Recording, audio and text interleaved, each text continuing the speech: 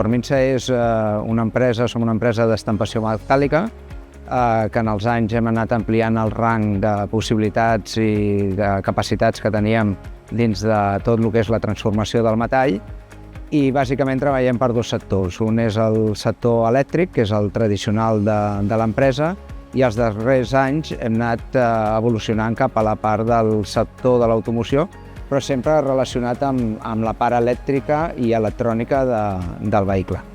El canvi important estratègic que vam fer va ser fa 4 anys, quan vam veure que la mobilitat s'estava electrificant. Vam veure que la nostra tecnologia la podíem aplicar per fabricar uns components contactors de coure, que es coneixen al mercat com a busbars, que serveixen per connectar tots els elements del voltatge. I aquests components són lliurats a Tier 1 de la tipologia com podria ser un Valeo, un Marelli, un Schaeffler, aquesta tipologia de Tier 1 dins de lo que és la cadena de l'automoció. I aquest és el repte que tenim de cara als propers anys estratègicament a Forminsa.